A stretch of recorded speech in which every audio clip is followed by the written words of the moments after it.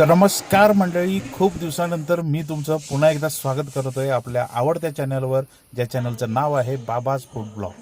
तर मंडळी, तुम्हाला तर माहितीच आहे, माझं झालं गुडघ्याचं ऑपरेशन आणि डॉक्टरनं सांगितलं जेवढं प्रोटीन खाता येईल तेवढं खा. तर हे किलर मसाल्याचे मी पॅकेट्स मागवले, कारण भरपूर रील मी याच्या बघत होतो आणि म्हटलं आपण सुद्धा हे एकदा ट्राय करूया. तर त्याच्यामधलं हे जे मी निवडले ते तुमच्या समोर आहे. तर आज मी बनवणार आहे मस्तपैकी तंदुरी ब्लास्ट.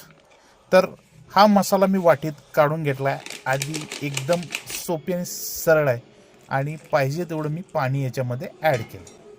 आता आपल्याला हे पाणी तेवढंच ॲड करायचं आहे जेवढं मॅरिनेशनसाठी हा मसाला परफेक्ट होईल. त्यामुळे थोडंसं पाणी घाला, जास्त घालायची गरज नाही. त्याच्यामध्ये हे बोनलेस पीस किंवा हाडाचे पीस सुद्धा तुम्ही टाकू शकताय, जसं तुम्हाला आवडतात तसं. आता मी इथं दही घालायला विसरलो होतो. तुम्ही इथं दही आणि थोडंसं तेल इथं तुम्ही वापरू शकता. तर असं स्वच्छ हाताने व्यवस्थित ह्याला मिक्स करून मी मॅरिनेशनला हे ठेवणार. आता हे मिक्स करताना सगळ्या पीसला मसाला हा लागतोय का नाही हे व्यवस्थित बघा. आणि आता हे आपण ठेवणार आहे मॅरिनेशन. एक 15 ते 20 मिनिटानंतर हे मॅरिनेशनचं भांडं मी बाजूला घेतलं आणि स्वच्छ केलेल्या ह्या सळ्या ज्या आपण तंदुरीसाठी वापरतो त्याच्यामध्ये हे मी लावून घेत आहे.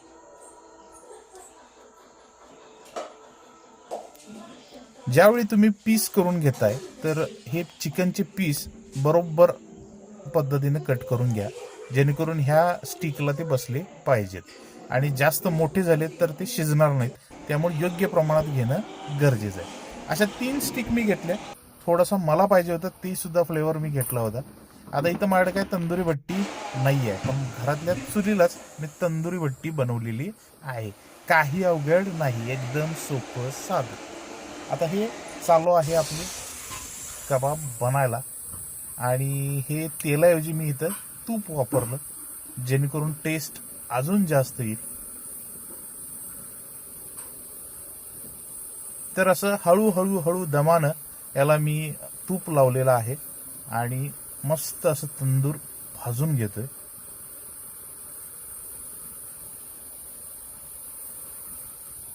हे जे वेगळ्या कलरचं दिसतं ह्याला मी थोडासा वेगळा मसाला वापरला, कारण हे जे चिकनचे पीस आहेत हे पाव किलोच फक्त घ्यायचे आहेत. त्याच्यापेक्षा जास्त असेल तर थोडीशी चव बिघडेल.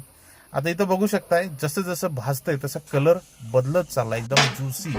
आणि जवळपास 15 ते 20 मिनिटातच हे आपले तयार झालेले आहेत तंदुरी ब्लास्टचे बार्बेक्यू.